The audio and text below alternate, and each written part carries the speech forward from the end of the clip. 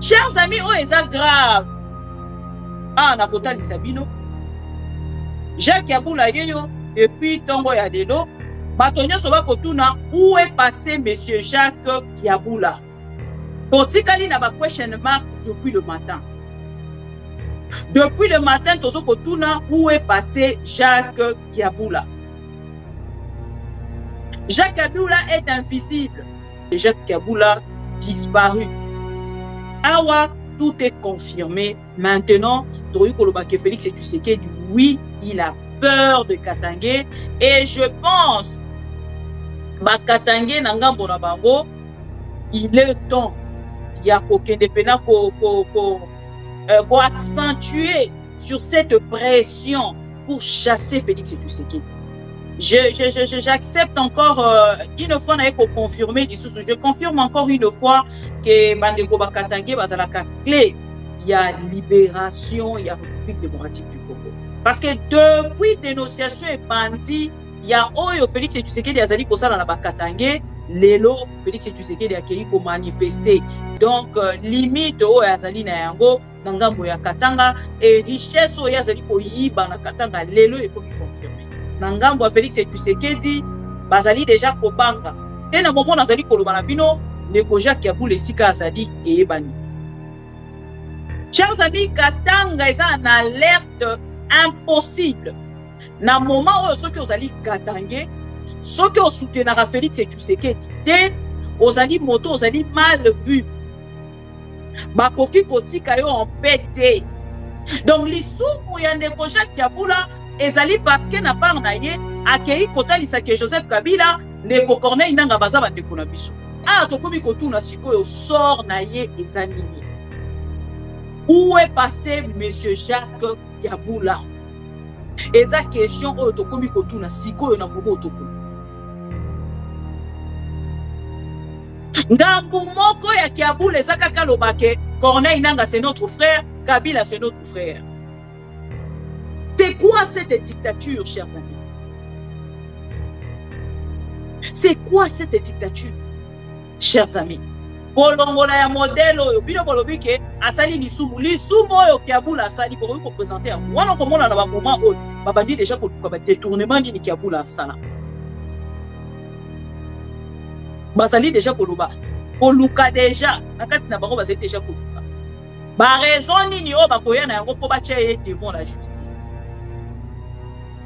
Et awa sikonga na kotuna monsieur Yabula, avez-vous vraiment suivi des conseils de Bibi Kapinga ou obatami kaka kuna na kati ya Katanga? Parce que babande kolobaki aza na Kinshasa. Lelo baye kotalisa biso ke Yabula n'est pas arrivé à Kinshasa. Biso ba po Congo totalisa ke tolobaki monsieur Jacques Yabula soki oni ati makolo na yo na Kinshasa. Fini popo agao. Okotuna Noarit Negampeta. Soki omeki kokoma Kinshasa, okotuna Chiwewe. Okotuna les chats. Oui, tu as vu ce que les chats, on t'a déjà rencontré ce que les chats avaient fait au rond-point Mola. Rond-point Victoire. On t'a déjà rencontré ça. C'est que les chats. C'est que les chats au rond-point Victoire. On vous a déjà rencontré ça. Oye dit ça qui me c'est Jacques Yabula. Toza lelo na place au soki olingi okima oke de kokwa kangunda kende na Goma okwa kangunda vite fait. Ozu Bukanda 100 ans. Mukanda Goma eza le roi ya poto te ya poto ba opesa 5 ans ba opesa 10 ans ba opesa 2 ans te ya Goma eza vie. Il est temps, chers amis, au téléma les Katangé, il est temps pour vous ya au téléma ya kota lisana par na bino que vous allez contenter na o ezali ko se passer na Katanga. Et na moment to koloba monsieur Jacques Yabula abungi azomona na te bisika azali eyebani te azali wapi toyebi te nani sa moni monsieur Jacques Yabula toyebi te Tozo koyeba te nani abombi monsieur Jacques Yabula toyebi te. Maintenant a tokomi kotuna eloko ezali ko inquiéter biso ezali sort ya monsieur Jacques Yabula. Le sort de monsieur Jacques Yabula, il est où? Azala ni na Kinshasa ni na Katanga. Awa na momoto koloba Yabula azali wapi?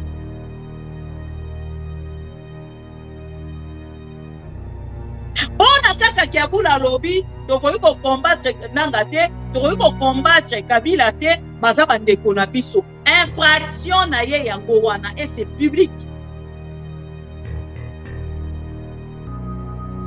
Directement bazio adjoint à remplacer. Et koyebisa biso nini awa chers amis. Avec Félix Tshisekedi et Sengeli Otele Makaka béton béton Fati béton moi pourquoi tombolo béton. En dehors de yango ozane eloko ya koloba lisusu te. Comment ça, monsieur le gouverneur n'a pas encore déclaré son indisponibilité? Bino bo kene kotia moto na place na ye. Lelo na Félix Tshisekedi balobi toko avancé de violation à violation.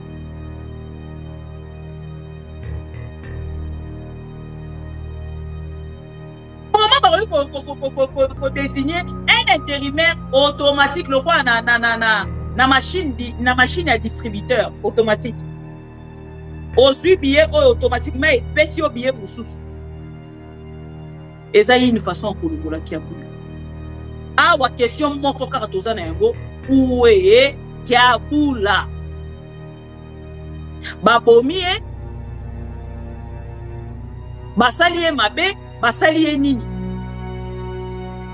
Est-ce que Félix Tshisekedi a reconnu Biso pour répondre à la question de Biso où est passé Yabula? Ceux qui sont allés en sécurité ou ceux qui sont allés en insécurité, au moins il est temps, les Katangais, réveillez-vous.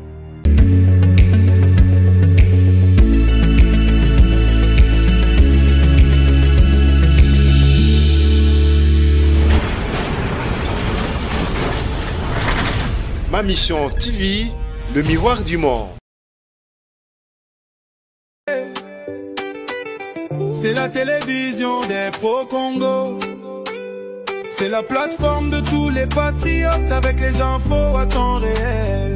Vérifié, vérifiable, sans trucage avec Maman Bibi Kapinga. La maman de tous les pro-Congo. La louba révoltée. Toujours va vérité pour l'élé, pas de compromotion. Et si 14 waka ma solonion soya mboka Congo RDC Ma Mission TV plateforme yaba pro Congo Ma Mission TV va ezongate Ma Mission TV ilongo na mama abupia Ma Mission TV et si 14 waka basango ya solo Ma Mission TV Mission na biso Bokangola mi ya Congo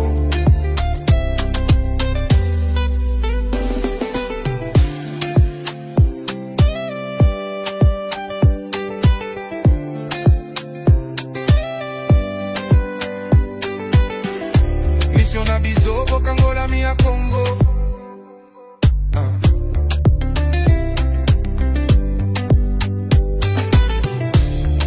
Biso Bokangola mi ya Congo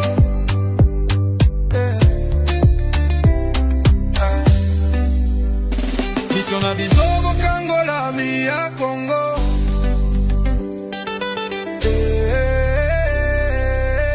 Ma Mission TV plateforme ya ba pro Congo Ma Mission TV Ma Mission TV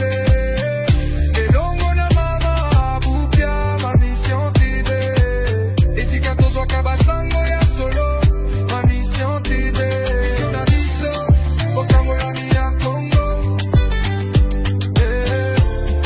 Bokangola mi ya Congo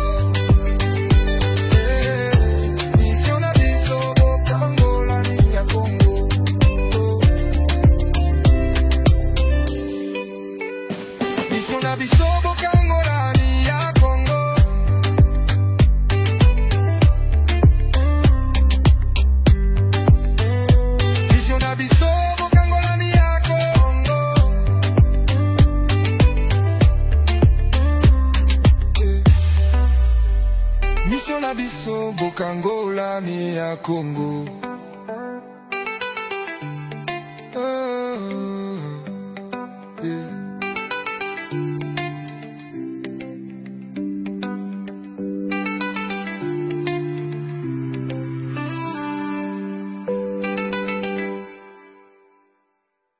Ma mission TV, le miroir du monde. Bonjour et bienvenue, chers amis au Congo. Bienvenue dans rendez-vous. Il y a Bamore ya Mboka, Bamore ya Congo, le Kolanga Maman Bibi Kapinga, Bisikanya Sobozwami, na Pesibino, merci pour la fidélité et confiance au renouveler na biso. Nanga personnellement, parce que vous êtes belé au Bolandaka biso à travers ma mission TV, vous êtes belé au Bozali pour s'abonner, vous êtes belé au Bozali Bongo pour partager. Ba live na biso et merci. Pour bandeko nyonso balandaka biso tina privé pour komeka kopesa biso ba information pour komeka ko kopesa biso ba conseil komeka kosololana biso na makambo etali bongo mboka na zongi mbango penza na pokwa lelo na ye pour que to solola na likambo etali bongo Katanga boyebi ke likambo etali bongo Katanga eza kolobisa eza kotia Félix Tshisekedi mal à l'aise et je pense chers amis pro Congo, ezali point moko penza oyo soki to simbi yango to tikali wana on dirait ekozangi sa Félix Tshisekedi kimia et kopesa epetango kosusu nzela ya kopima na mboka le plus tôt possible. Pourquoi nazali koloba yango depuis likambo ya ba dénonciation ya ba généraux ciblés par Félix Tshisekedi pona ba arrestation oyo Félix Tshisekedi à mettre en place contre le généraux Katangé. Chers amis pro-Congo, laissez-moi vous dire qu'il y a une convocation, pardon, une plainte déposée par des Katangé, Nangambo ya Belgique contre la famille Tshisekedi et Zali Bongo Kozangi sa cette famille Kimia. Ponani Nazali Koloba yango, lelo na kotali sabino likambo etali bongo le gouverneur Katangé, Nathalie Sakibino ba popo na ye tokozongela yango lisusu à travers cette émission. Le gouverneur Katangé, le gouverneur Jacques Kiabula,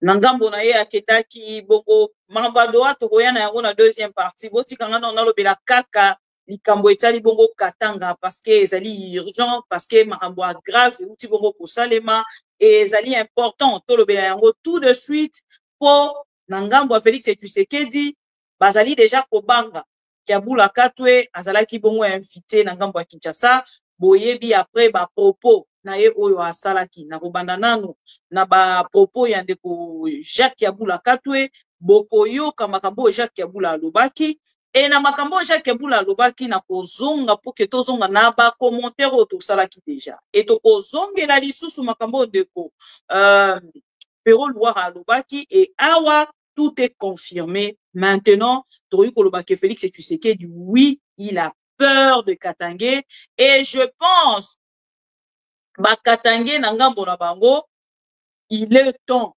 ya kokende pena ko accentuer sur cette pression pour chasser Félix Tshisekedi. J'accepte encore une fois na ko confirmer je confirme encore une fois que bandeko ba Katangé bazalaka clé il y a libération il y a République démocratique du Congo. Parce que depuis dénonciation et bandit, il y a Oyo Félix Tshisekedi azali kosala na Bakatangé, lelo Félix Tshisekedi akei ko manifester. Donc limite Oyo azali na yango na ngambo ya Katanga et richesse Oyo azali ko yiba na Katanga lelo et comme confirmé. Le propos de Jacques Kiabula pona ba te pele o bazali kolanda biso. Jacques Kiabula alobaki nini pour que lelo na ngambo na ye toke de kokomela bino que Jacques Kiabula disparu.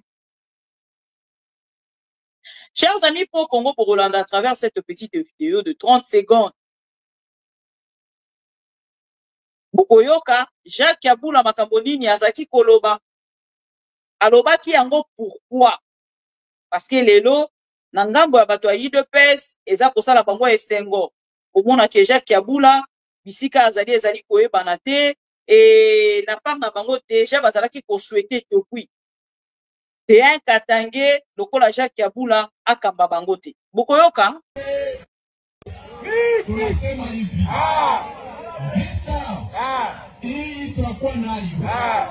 ni vita inatoka mu Rwanda. Okay. Wale wa Kongole. Okay. Kabila. Nanga. Aina nto pale tunagombana. Tunasema hivi. Vita. Hii tutakuwa nayo. Ni vita inatoka mu Rwanda. Okay. Wale wa Kongole. Okay. Kabila. Nanga. Aina nto pale tunagombana napo. Rwanda. Wale wa Kongole, president anasema wale tutangalia nyama hapo kama ndi mnyumba.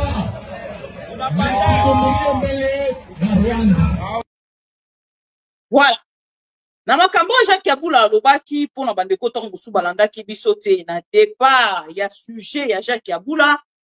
Jacques Kabula atalisi na bandeko ba Congolais que ndeko Joseph Kabila, ndeko Corneille Nanga baza batu oyoyo eseke to considérer bango lokola nos frères, to kosolola na bango na kati ya mboka parce que bazali ba Congolais.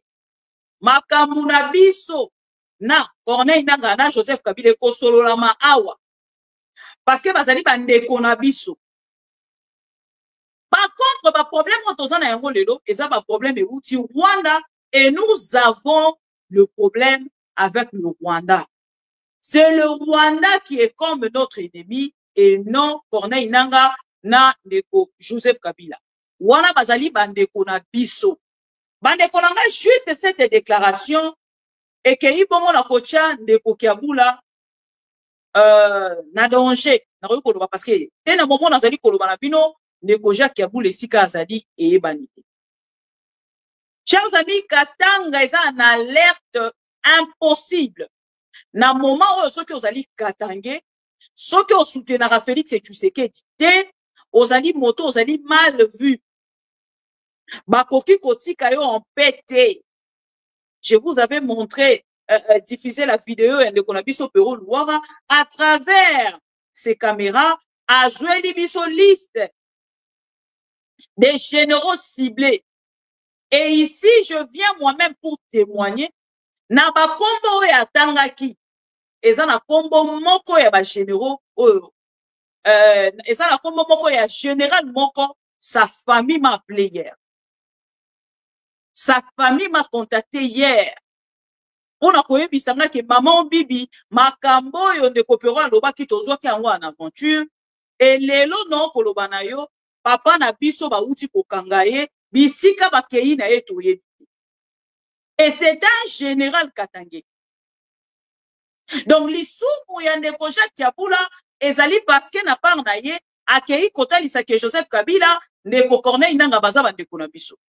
Mes chers amis pro-Congo, je vais un peu to réfléchir ensemble Nabino parce que il pèse na part na bango ba olinga ko mema biso penza na kati ya bateau soki na ko loba yango pour le tozo ko comprendre les sous. Félix et Tshisekedi est en train de discuter avec Corneille Nanga à Doha. Ma préalable, il y a M23 AFC. Félix et Tshisekedi, il est prêt maintenant pendant que nous sommes là, nous avons la deuxième partie pour Dayango. Félix et Tshisekedi est prêt de reculer sur tout ce qu'il a décidé sur Corneille Nanga et l'AFC. Maintenant, les sous-moureux au Kabula, on a soutenu Kabula. Nanu na commentaire na bolambo te pona Kabula. Là, je vous parle, je vous commente de cette manière parce que, et ça quand même étrange. Il ne peut aujourd'hui, ça pour ça la pire que oh moto to commentaire qui l'obi Kabila. Comment monter pour ça la déclaration que non, ils sont nos frères. Mais bien dans il y a RTNC, on a suivi. Bon, on a quitté la RTNC, ce sont nos frères. Balongola ki bango ba terroristes. Balongola ki bango ba rebelles. Balongola ki bango baleka bango lisuni ba ennemis. Balongola ki bango ba content. Ba kende ki kosolola. Ba sui bango ba diffuser na RTNC. Mais juste pour cette déclaration faite par Kiabula, tout de suite, Félix Tshisekedi na batonae, bake kobeta lupoko na pesa. Chers amis, oh, eza grave. Ah, na kota lisabino.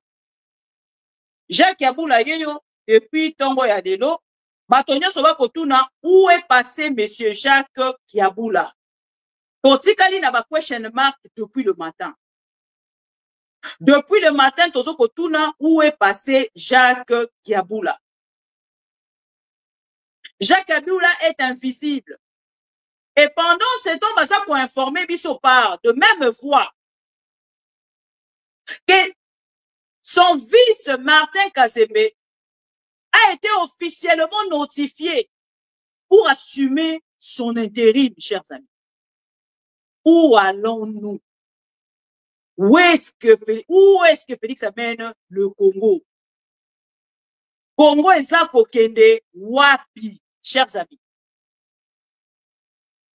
Pour le Bakayango, chaque jour que le Congo est dans la rue, le pouvoir est dans la rue, le Congo est par terre. Vous voyez bien comment le slogan a dit sur ma propre. Mais pendant que je vous parle là, Félix Tshisekedi Bakei qu'on notifié M. Kazembe. Le monsieur que vous voyez, Yenda Azali, vice-gouverneur, Yao Katanga. Martin Kazembe. Et Bakei n'a qu'on notifié officiellement, il y a quoi assurer intérim, il y a M. Jacques Kiabula. Donc, il dit que le Bakei m'a pengani. Il dit que le Bakei m'a longolié. Mais baza kolongola na voix nini. Baza kolongola lolenge nini. C'est là où nous dénonçons la dictature il y a Félix Tshisekedi. Parce que ah tokomi kotuna sikoyo sort na ye ezanini. Où est passé monsieur Jacques Kiabula? Eza question o tokomi kotuna sikoyo na bomo tokolo.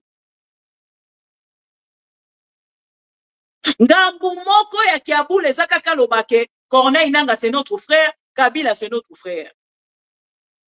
C'est quoi cette dictature, chers amis? C'est quoi cette dictature? Et un gouverneur au Essengeli, bakene kolongolae na assemblée provinciale, lokola baebi ke na ngambo na bango, ya beaucoup de katangé tant mosu ba ko kende na part na bango ko soutenir ye, bakei kolongolae. Batie na mupanzi. Et boyo kasikoyo. Raison bazali ko pousser. Raison bazali ko pousser balobi, il est empêché. Indisponible suite à son état de santé.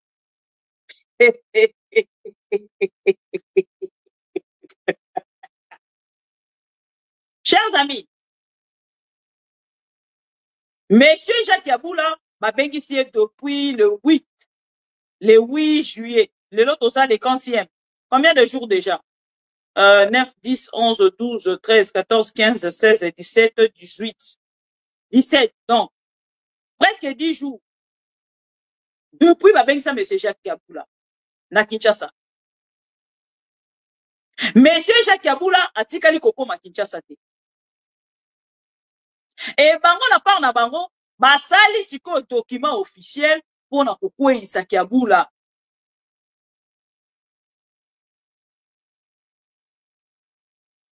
Lelo nanga pona bango moko bazwaki Kiabula lokola bras droit ya Félix Tshisekedi pona Katanga.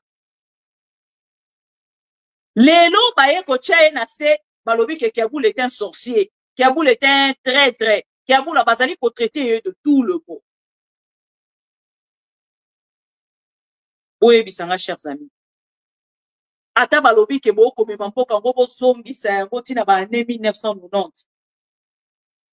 Chers amis. Kolongola ya modèle oyo bino bolobi ke asali lisumu oyo Kiabula asali pour ko présenter en wana komona na ba moment oyo babandi déjà ko luka ba détournement ni Kiabula asala basali déjà koloba koluka déjà nakati na bango bazali déjà koluka ba raison nini o bakoya na yango po ba tcheye devant la justice. Et awa sikonga na ko tuna monsieur Kiabula, avez-vous vraiment suivi de conseils de Bibi Kapinga ou obatami kaka kuna na kati ya Katanga parce que babande koloba kiaza na Kinshasa lelo baye kotalisa biso ke Kiabula n'est pas arrivé à Kinshasa biso bapo Congo totalisa ki etolobaki monsieur Jacques Kiabula soki oniati makolo na yo na Kinshasa fini popo agao okotuna Noirit Nengampeta soki omeki kokoma Kinshasa okotuna Chiwewe okotuna les chats. Oui, puis tu as vu ce que les chats, on t'a déjà rencontré ce que les chats avaient vu au rond-point Mola. Rond-point Victoire. On t'a déjà rencontré ça. C'est que les chats. C'est que les chats avaient vu au rond-point Victoire. On vous a déjà rencontré ça. Oye, dit ça qui me c'est Jacques Kiabula. Toza lelo na place au soki olingi okima. Ok, de Bois Kangunda, Kende na Goma, au Bois Kangunda, vite fait. Ozu Mukanda, 100 ans. Mukanda Goma, ça le roi, il y a pototé, il y a poto, on peut ça 5 ans, on peut ça 10 ans, on peut ça 2 ans, il y a Goma, ça a vie. Tobena qui m'a tout ya Jacques Kiabula. Makambo au lobby, pour na bango, ça le ko le défier bango. Bazako solola na batuana na hypocrisie. Balingi te bajaleloliste bayeba ke bango bazali en contact direct avec le AM23 na Doua. Yo koloba bongo eza lokolo ye ko exposer bango. Et na moment to koloba monsieur Jacques Kiabula abungi. Abungi azomona na te. Bisika azali eyebani te. Azali wapi toyebi te. Nani esa moni monsieur Jacques Kiabula toyebi te. Tozo koyeba te nani abombi monsieur Jacques Kiabula toyebi te. Maintenant tokomi kotuna eloko ezali ko inquiéter biso ezali sort ya monsieur Jacques Kiabula. Le sort de monsieur Jacques Kiabula. Il est où? Azala ni na Kinshasa ni na Katanga. Awa na momoto koloba Kiabula azali wapi?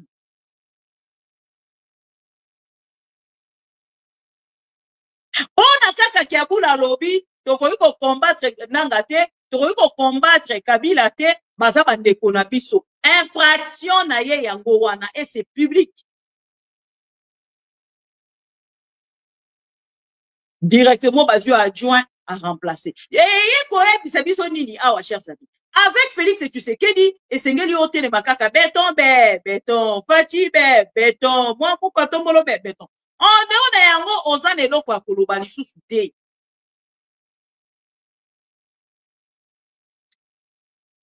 Comment ça, monsieur le gouverneur n'a pas encore déclaré son indisponibilité? Binobo que ne kotia moto na place naï. Les longs Félix Tshisekedi balobi toro avancé de violation à violation.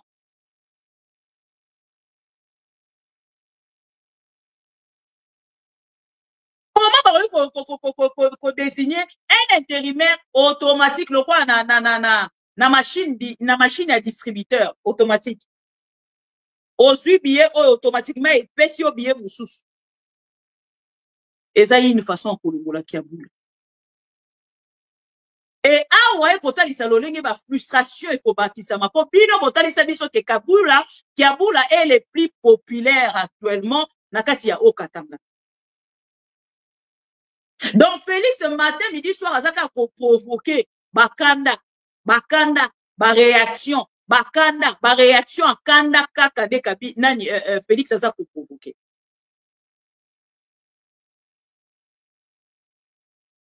Et lelo ba koche la intérimaire sans pour autant ba ebisa biso Kiabula ye moko aza wapi. Bande kolanga. Ndeko Kiabula oyo ba longoli o poliment. Nga inquiétude des attaques sur son état physique. Son intégrité physique kaka nde motoza ko bangisa nga poto yebi sori ya ndeko na biso Chéribin Okende. Paix à son âme.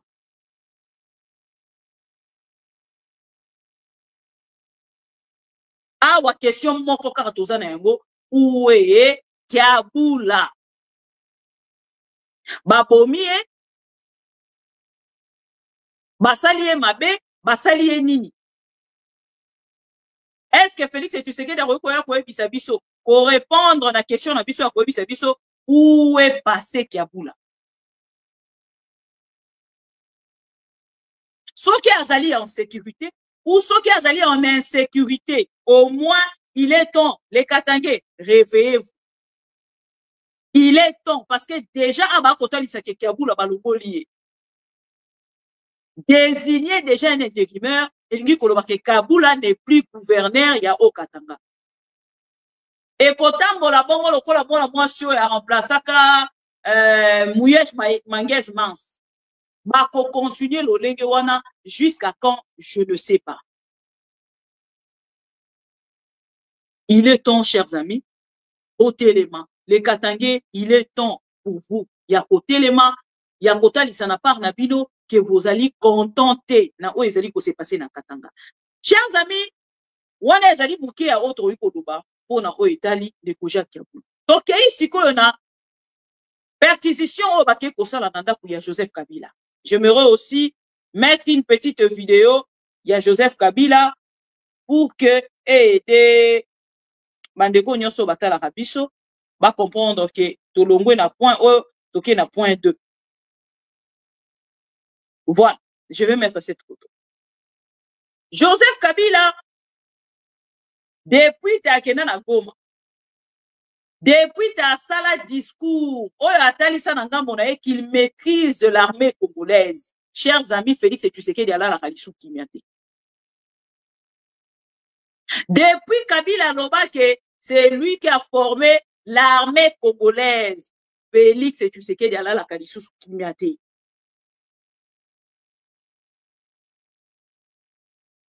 Bakei ko perquisitionné la maison de Joseph Kabila. Bon, pas la maison, mais ferme, il y a Joseph Kabila, au Tobengi na Congo, il y a Kachamata. Bon, comment on a ezali Bachir? Moutou kawana bon comment on ezali Bachir. Oh, bayaki na Kachamata et pas il y a Joseph Kabila. On a ma vidéo. Il y a l'olenge bakendaki, baleki na loko batobake likasi, après bazongi toi. Basali deux tours. Vidéo est liboso badekani. Vidéo est bibalé. Moment nyonso bango badeko lekana. On a komona eza na camion moko liboso, eza na camion mususu elandi après. Tango bapesa ki information et perquisition o batalisa ki 20 jeep oye daki bato mususu bakanisa ki oh non, baza kosa na soki nini poussé. Pendant ce temps, nous avons besoin de cette armée. Bande konanga. Ba munition boke na yango. Et pas il y a Joseph Kabila na Katanga, na Kachamata, na ferme wana. Soki bo memi yango, boke na yango na est ya République kuna esika Corneille Nangaza. Tant musu to ko récupérer. Goma yango ndenge bino bokulu. Tant musu to ko récupérer. Parce que les mots qui n'ont pas besoin de soldats, pourquoi il faut utiliser les soldats seulement pour vos propres intérêts? Là où Félix Tshisekedi déjà qu'on se sentir en danger, a eu des soldats à Tindi. Mais si qu'un peuple, le peuple d'abord, et si que le peuple d'abord a ça qu'on se sentir lésé, abandonné, botiquier. Mais si que un intérêt n'a bino isa, Katanga, bosui bokei pour ton d'ici bas soldats. Oh, les 40e perquisition. Il y a Kachamat. Il ne peut se vivre. Oh, le 40e perquisition, il y a Kachamat. Ça fait rire, chers amis. Donc, comme il y a 40e, là, il faut pas contacter. Hein? Babanda qui na nani. Na Oya, na Oyoni. Oya Kinshasa ni. Kingakati. Kingakati, te balongola ba soldat, bacha balongola ba soldat, bacha ba policier, ceux qui bacha ba policier, Kabila robote la biso pouvoir, Kabila robote la biso pouvoir, bacha ba balongoli ba soldat, bacha ba policier. malgré bachaki ba policier oh te ndenge tozomona on dirait kaka kuna na se bakunda biloko eza normal te ne balongoli bakei kuna baperquisitionné plus de 3 4 5 fois bakei katanga et lelo na ngambo na bango bakei lisusu donc elingi koloba ke Félix Tshisekedi azobanga même pendant ndeko Christian Chiwewe il y a vraiment des informations information évolué nazwi information na source na nga moko boy na kotanga bakombo na bango te on a repé Sabino peut-être un peu plus tard ndeko Christian Chiwewe selon source na nga oyo bapesinga azali na ndolo te aza na ndolo te nakoya koyebisa bino aza na ndolo te aza pe na CNST ndenge balingaki ba faire croire biso aza na CNST aza pe na ndolo. Chers amis, pouvoir à Félix Tshisekedi etelemi na babeki eza lisu na makolo te eza na babeki ezolenga parce que je ne peux pas vraiment voir un président de la République ou aza na armée soi-disant aza na police aza na nyonso par mer par air par terre aza na armée par air par terre par mer mazola la te mutu na ye azokanisaka Joseph Kabila soki alali alamuki Joseph Kabila alinga botolanga pouvoir Joseph Kabila alinga botolanga pouvoir Joseph Kabila alinga botolanga pouvoir. Pourtant Joseph Kabila kolanda ye na discours na ye aza kotalisa te indice moko te ya moto oyo azali koluka azonga na pouvoir to azali koluka pouvoir à nouveau. Mais Félix Tshisekedi a peur de ces messieurs juste par son sérieux, son attitude, son charisme. Et ça pour ça là que Félix Tshisekedi a pas. Yango moni Jacques Tshisekedi quand on a ba dénonciation nyonso oyo esalemi ya famille Tshisekedi alobi esengeli akene na ko réagir parce qu'ils sont tous belges.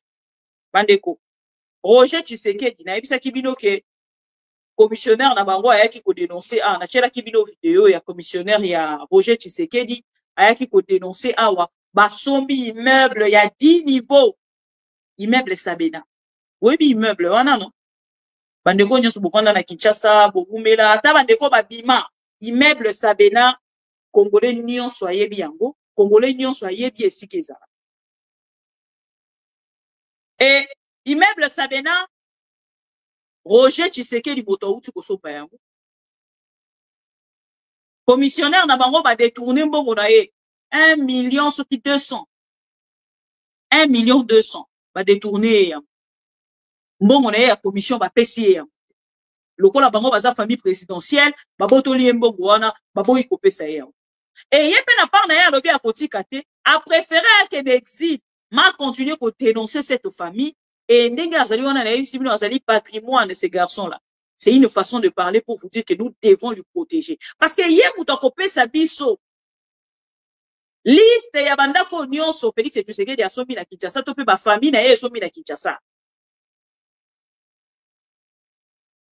azali moko ya ba courtier ya Félix Tshisekedi communément appelé commissionnaire to pe des marcheurs ye azobimisela biso ba matière ya bandako na bango nyonso basombi kobota la bango famille Tshisekedi bazali très mal à l'aise. Pourquoi? Parce que lelo na bato basimbi dossier ya bandeko na biso bakatange oyo bakei na ngambo ya Belgique pour na kufunda famille Tshisekedi. Il y a un avocat oyo aza kobangisa bango cet avocat là bokomona ye à travers cette vidéo. Cet avocat là ye moto aza kobangisa famille Tshisekedi bayebi tellement bien. Oh là là vidéo na yesu tanga te oh bato ayi de pes baye boye bisa bango ba like vidéo à lieu place ya robanda koluka ko bloquer ba vidéo na biso s'il vous plaît. Boye bisa bato ayi de pes ba like vidéo à lieu place ya robanda ko bloquer ba vidéo na biso. Bozela na zela bino vidéo ya avocat oyo aza kobangisa famille Tshisekedi Cet avocat a dénoncé avec de mots directs la famille Tshisekedi. Et baza très mal à l'aise. Il y a comme on a que bisiko bazaki konzimate ke bakokai ko bloquer bango nde bisika o baza bloqué pour l'instant. Il est où? Voilà, il est là. Oh là là, qu'est-ce qui se passe? Qu'est-ce qui se passe? Bandeko bo bengane langa na ba ange, bo bengane langa bato yi de pes. Le Katanga sont pillés. Le Katanga est détruit. Le Katanga subit aujourd'hui une hégémonie, une domination. Ne nous privons pas de le dire. Je l'ai dit en regardant la caméra. C'est une domination d'Helmut Ngeleka contre ce peuple, contre cette province. Après Chiwewe, Ngeleka ne va pas s'arrêter là. Ils ont mis en place une autre liste. Binoba généraux Katanga Oyobotikali. Laissez-moi sortir la liste où se trouvent mes caméras. Je ne connais pas ces gens, mais j'ai leur nom. Examen d'État Isaliao. Après Chiwewe, voici les généraux Katangais. Je répète, examen d'État. Lieutenant général Marcel Mbangu, ton tour arrive. Général-major Niembo Abdallah, ton tour arrive. Mes caméras sont formelles. Général John Sangwa, mais mes caméras ont vu. Ton tour arrive. J'ai prédit ici dans les jours arrivés, si rien ne se fait, l'arrestation de ces bouts d'hommes, des soulards ici des Dikapend. Ce soulard de Dikapend sera arrêté, il va rentrer en prison. Soulard, le colonel qui t'était, j'étais vu sur la liste des Katangais, au bazo préparé Bachamaboko.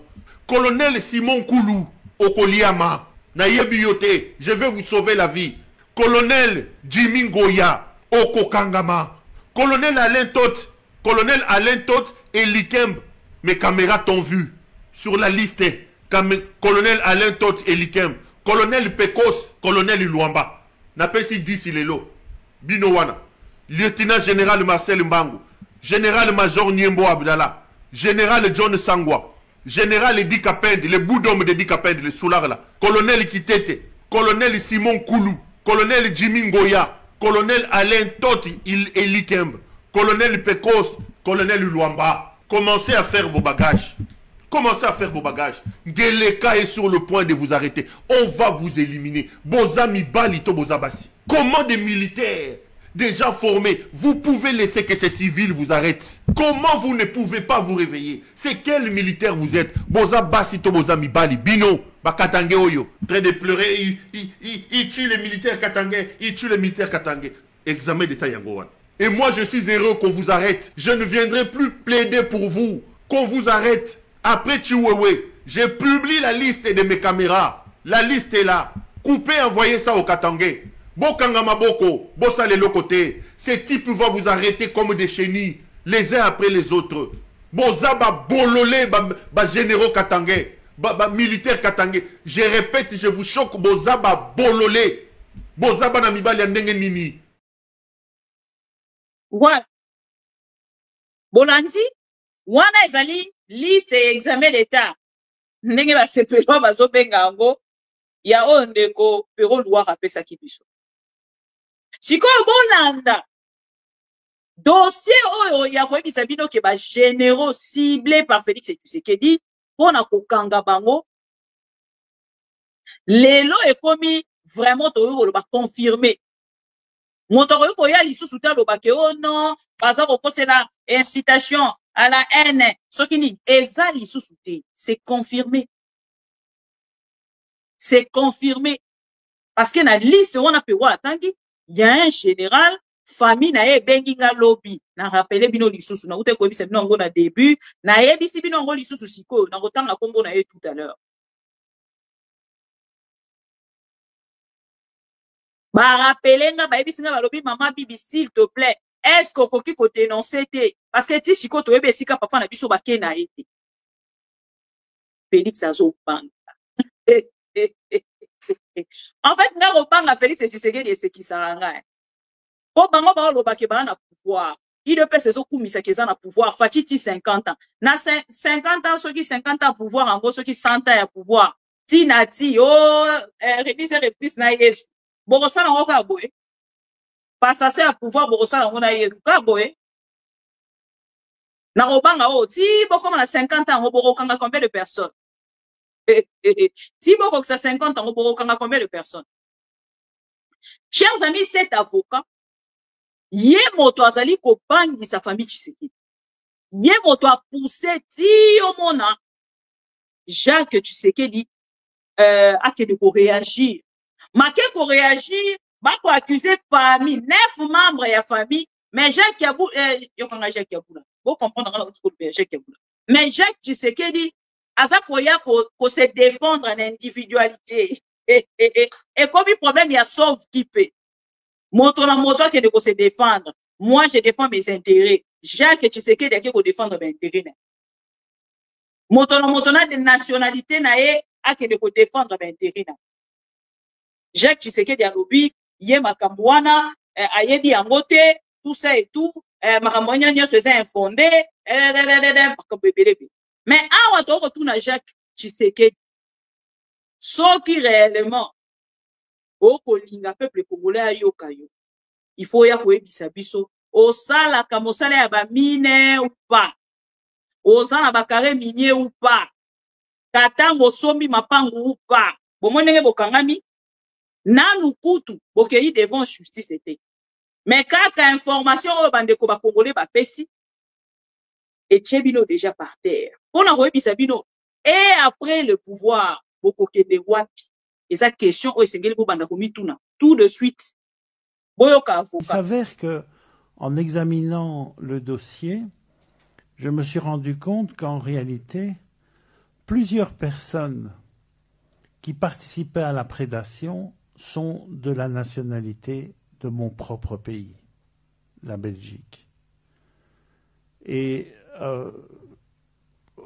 cette question n'est pas banale parce que un Belge qui circule dans le monde ne peut pas participer ni activement ni passivement, par exemple, à un acte de corruption, et il peut être poursuivi sur le territoire belge, au même titre qu'il ne peut pas participer à des détournements. Et donc nous nous sommes rendus compte que dans un dossier qui a une ampleur sans commune mesure avec tout ce que j'ai vécu, Dieu sait si j'ai vécu déjà beaucoup de choses, et certainement que j'ai croisé des dossiers d'une tragique au niveau de l'être humain, de ce qu'il vit, de ce qu'il a souffert. Ici, on voit une prédation organisée avec l'utilisation de l'appareil d'État, des gens qui vont faire belle-belle à Washington et qui utilisent les pires marchands chinois et libanais dans la région de Kolwezi, et tout ça en catimini pour procéder à des opérations de prédation, et Jean-Pierre Mouteba, qui est ici, vous l'expliquera. Donc nous avons travaillé pendant pratiquement 6 mois pour collecter ces informations et rédiger le texte d'une plainte. Cette plainte a été déposée ce matin entre les mains de Madame Franzen. Pour parler clair, c'est une dénonciation de fait. Et c'est important que ces faits soient dénoncés au parquet fédéral.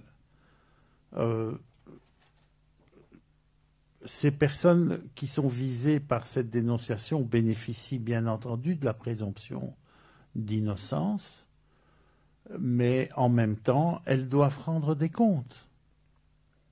Et nous espérons qu'un travail d'enquête va être mené. Ce que nous avons proposé aussi au parquet fédéral, dans la lettre, c'est une liste confidentielle de témoins et de personnes qui sont au cœur de la Gécamine, au cœur des acteurs miniers du Haut-Lualaba, qui sont au cœur de certaines opérations, qui sont dégoûtés et qui sont prêtes à venir expliquer ce qui se passe et coopérer à la manifestation de la vérité.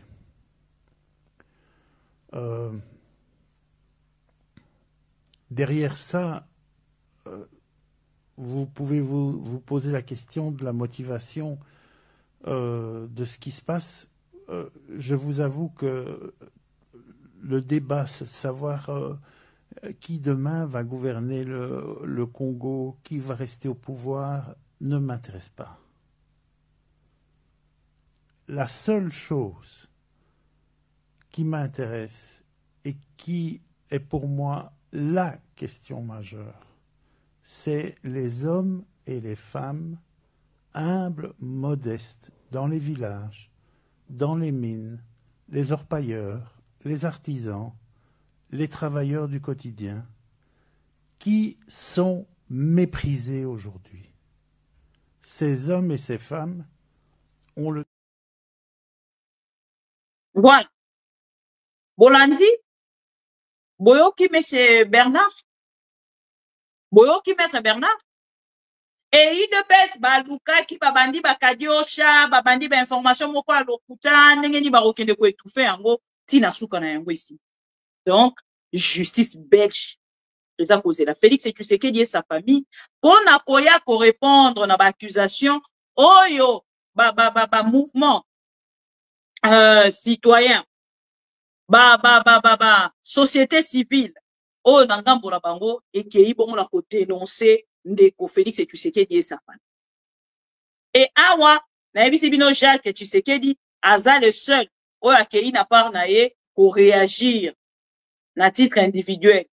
Akei te pour réagir, loko la famille Tshisekedi, tout, non. Awa a réagi kaka na ndenge na ye moko. Amilongoli na famille Tshisekedi pour réagir pour son honneur. Mais bon, ça neuf. Soro réagir pour na yo moko. Bongo ba o batikali. Pour ça la ndenge ni. Voilà un peu, chers amis. Toswa makambo yoko lekana Katanga au sérieux. Katanga ezali en alerte parce que Uvira ezali pe en alerte. Tozo landela makambo yo près.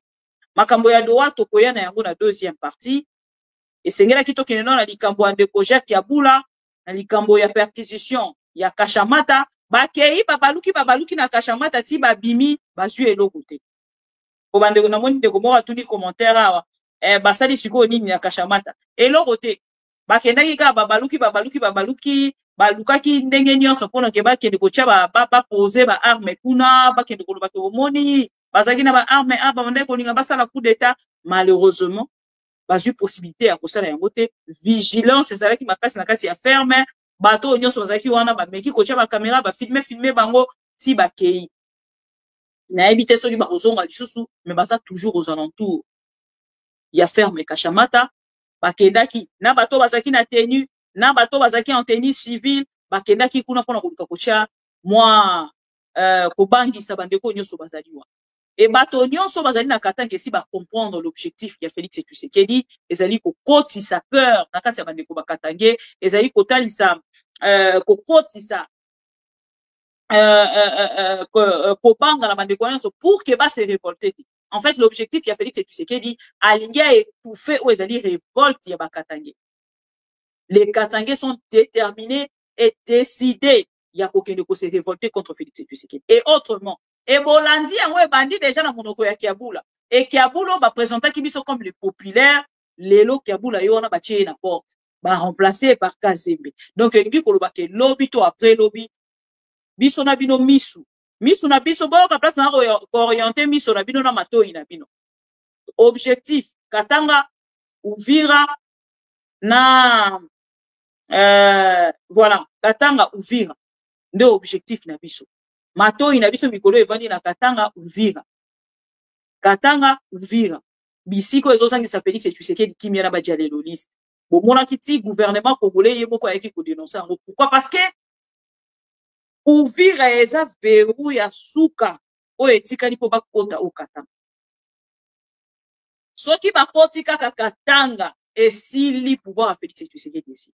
Yango moni kuna aza ko accepter ba préalable nyonso Yandeko Corneille Nanga pour que à conserver au moins Uvira na Katanga.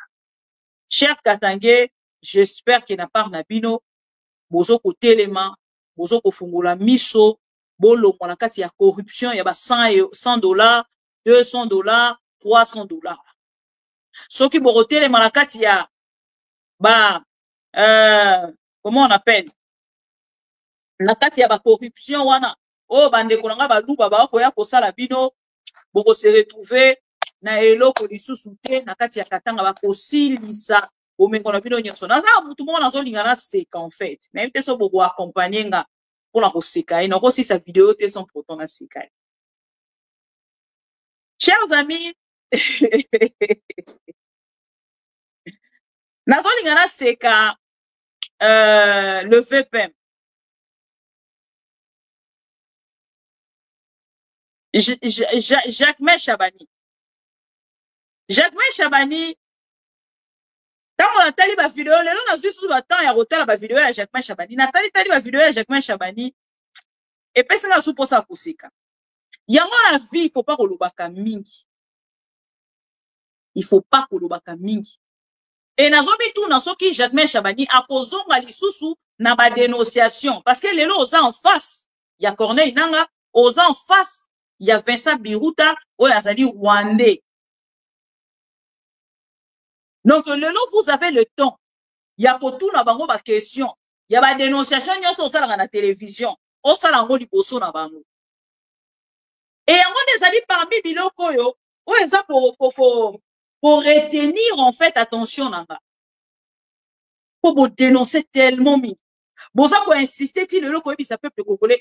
Bo kene la ko dénoncer, bo kene la ko dénoncer. Mais la honte au bon na peuple congolais ezali ko yebisa ye vérité que vous allez ko négocier na Corneille Nanga.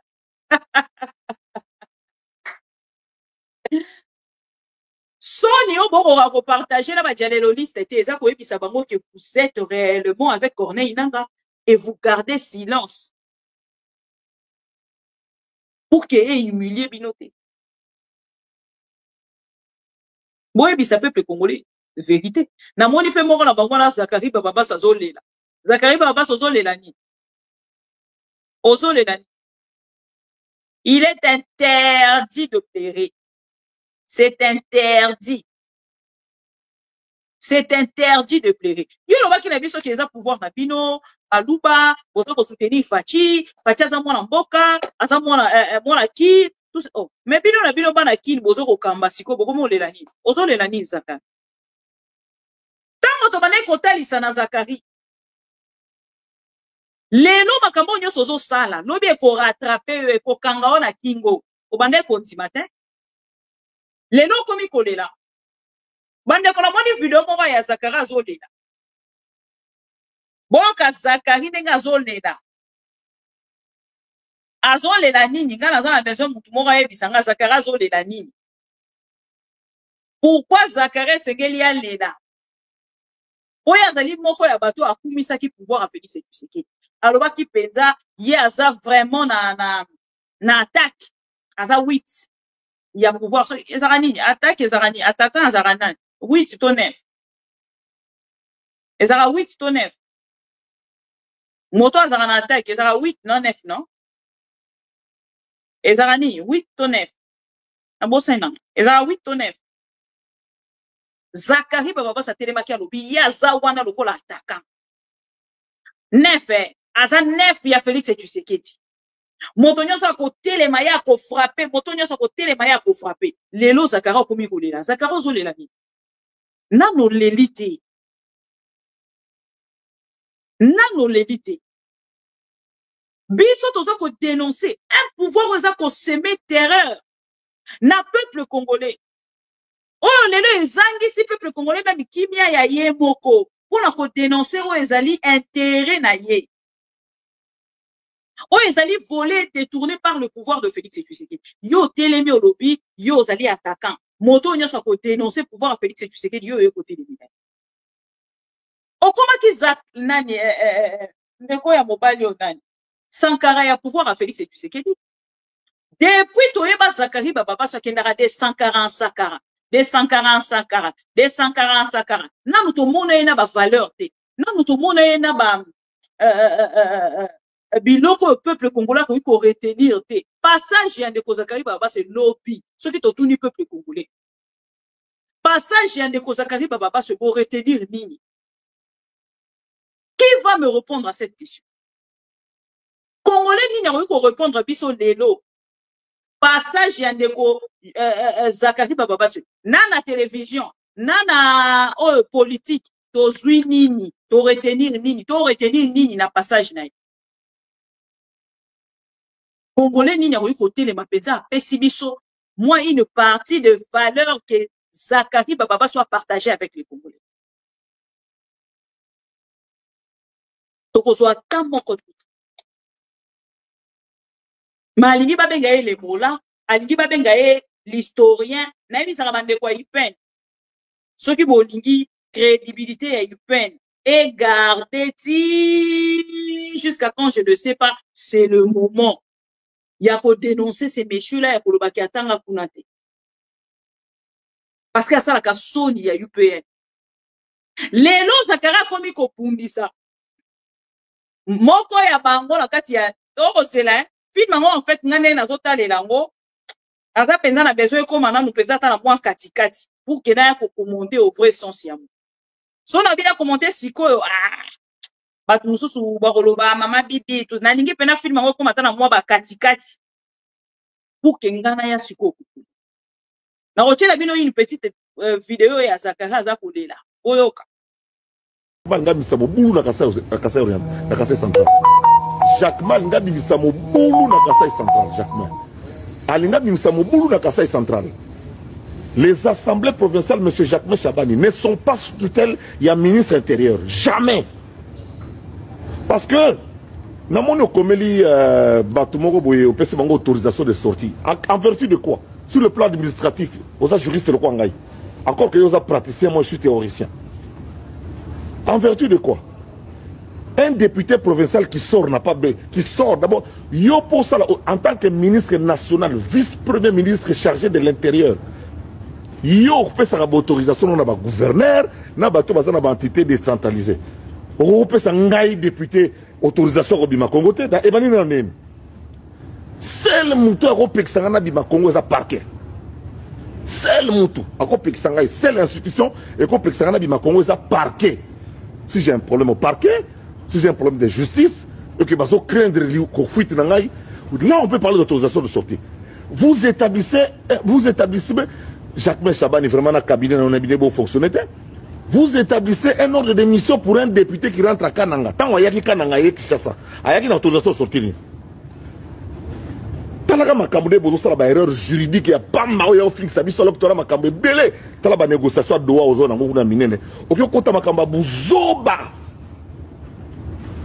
Un ministre de l'Intérieur donne l'autorisation à un député de rentrer dans son lieu de travail. Moi mon lieu de travail c'est Kananga. Donc pour que Kananga il faut yo ministre de l'Intérieur pour une autorisation, ça n'a aucun sens. Ça n'a aucun sens en droit administratif devant le Conseil d'État au Kouyi. Et puis comment au Jacquemin Chabani on va soutenir 16 députés. Il y a 34 députés à l'Assemblée provinciale du Kasai central. Il y a 18 qui ne sont pas d'accord avec nous. Nous désapprouvons. Il y a problème quand on a allié. Il n'y a pas d'opposants à l'Assemblée provinciale du Kasai central. Tous sont des fatigues. Et les élections sont inutiles personnelles. Vous savez, candidat à l'Assemblée provinciale. Il y a 3 postes qui sont là. Vice-président, rapporteur, questeur. Si moi, Zakari Bababa, j'ai le temps et je pense que je peux être disponible pour aider les autres. Mais on postuler dans la besoin à hauteur.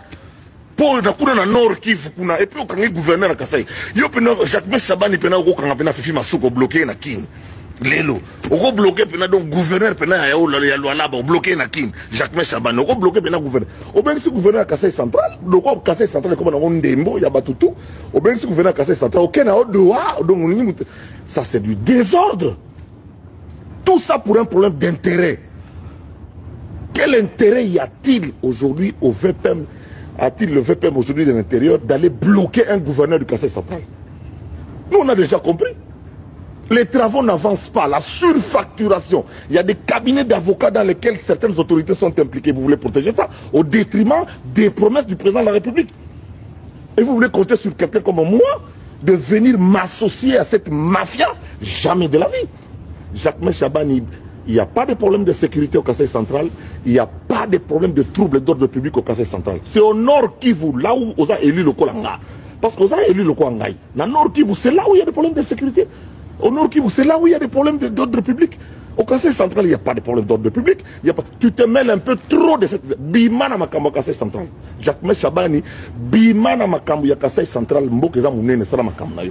Biso Tondima Eloko Mokote, Yoko quoi imposer Bisote. On a imposé Bisso qui va diriger l'Assemblée provinciale, qui ne va pas diriger. De quel droit? Nous sommes en démocratie. De quel droit un ministre de l'Intérieur peut-il imposer je veux celui-là, je ne veux pas celui-là? De quel droit? Quel culot? Alors nous sommes tous politiciens. Nous sommes tous politiciens. Et quand tu sais que tu es wana, pourtant tu sais que tu sais que tu es belé, vous allez rater. Vous allez rater. Tu sais que les binominés ne vont rien dans le Cameroun. Bon, rien dans le temps, banda est, mais tu vas yuma na binote.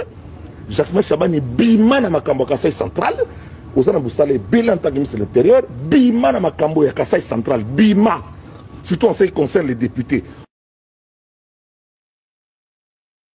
Voilà. Bolandi, Boyoki, pour na kolombe la makambo Kasaï central, Boyoki nenge Zakara Fongoli Bukongo, Boyoki nenge Zakara zo commenté, a bimisi misisa. Azo commenté. Mais il y a un gouverneur. Oh, va bloquer. Jacques Yaboula. Au moins, il a commenté sur Yango. Parce qu'ils ont l'intérêt dans Bangote. En fait, il y a un problème en Kasaï central. Il y a un gouverneur. Oyo, Bango va député. Balingi était. Et côté que Bango va député. Balingi était. Mais, VPM na Bango. Jacques Chabani. Azali Kotia Ewana. Bango balobi, non, Bango balingi ete. Si basui bongo, tout ça, et tout, et député provinciaux, mingi bazara na bongo, tout ça. Et si basui bongo, pour la roquine de voter, contre ces gouverneurs. Et Jacques Chabani a lobi, pas d'élection. Oyo azawana ye wanande toponi. Ce qui est intérimaire, ye wanande toponi. Et bon, quand un député, soi-disant voté, mais Bota Makambazolo va contre son vice-premier ministre, ministre de l'Intérieur. Bon, un député, exemple, Ninazo Pesa, n'a pas jeune politicien.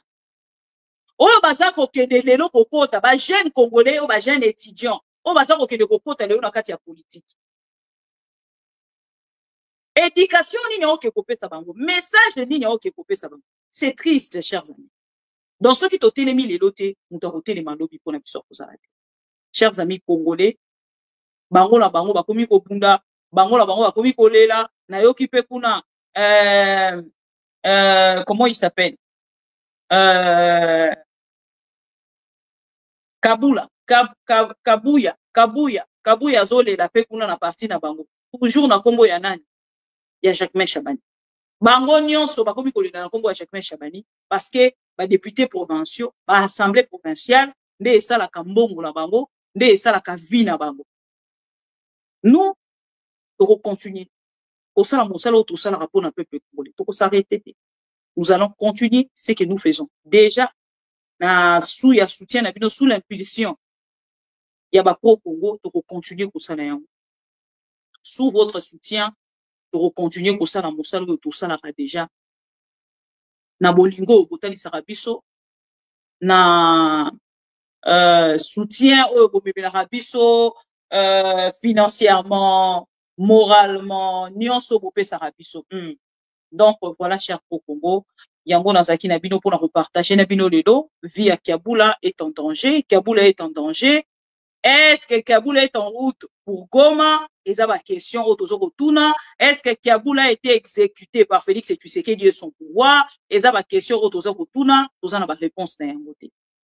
Ngana lingi bino mingi, voilà pourquoi sengeli na kité bino pour na kutana bino un peu plus tard pour la deuxième partie na biso. Nazo zela pape sanga ba information mosusu concernant les généraux oyo ba zali bongo ciblé par Félix Tshisekedi. Ba information o ba famille et promettre nga qui est coupé sanga exclusivité tozo zela pour que tozunga ensemble la bino to solola. Chers amis, Congo la mi ceci kanyo sozali. Bazakari baba se bachaki ka courage. Mayele kutu. Moralité kutu baye na yango te. Bacheka courage. Lelo bakomi kolia mbongo mpo. Soki yo otikala na dialelolisme. Donc continuer na yango. Ngapena osepela mingi otikala dialelo. Olobi pe osalela nga dialelo. Po eza métier na bino. Mais soki bokozwa conscience na o biso tozali koya koloba chaque jour et kozamala mu mingi pour que lobi totelema dans l'ensemble totelema la Félix Tshisekedi. Parce que le pays va très mal. Tout Congolais conscient est informé de cette situation. Lèvons-nous comme un seul homme pour mettre par terre ces pouvoirs des voleurs, ces pouvoirs des frappeurs. Voilà. Je vous aime beaucoup. Bonne soirée. À tout à l'heure. Dès que ceux qui ont liké vidéo ou partagé, ou liké vidéo ou partagé. Encore une fois, où est passé Kiaboula? Est-ce qu'en route pour Goma, exécuté par Félix Tshisekedi,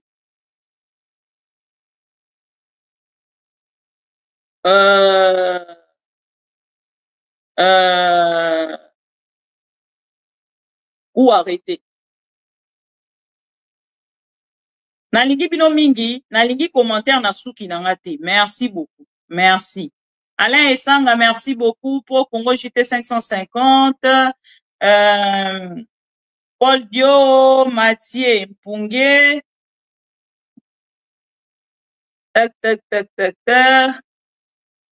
Mouteba. Bon, ça l'en démarche. Au commentaire, et qu'on apporter dans une solution. Patrick Mboma, j'espère que vous allez bien. Bernard Dimundu, merci na présence d'Abino, merci na bandegonion sur vos amis. On a Olivier Koulazite, Mboa, Suimboa, bisous, ça tout ça qu'on observe. À tout à l'heure. Nous observons tout ça. Voyons voir ce que ça va donner. Ma mission TV, c'est la télévision des pro-Congo. C'est la plateforme de tous les patriotes avec les infos à temps réel. Vérifié, vérifiable, sans trucage avec Maman Bibi Kapinga. La maman de tous les pro-Congo. La louba révoltée, toujours va vérité pour l'élé, pas de compromotion. Et si 14 waka ma solonion soya mboka Congo. RDC, ma mission TV. Plateforme Yaba Pro Congo, ma mission TV. Ma mission TV. Ilongo na mama Abupia, ma mission TV. Et si 14 waka basango ya solo, ma mission TV. Mission na biso, bokango la mi ya Congo.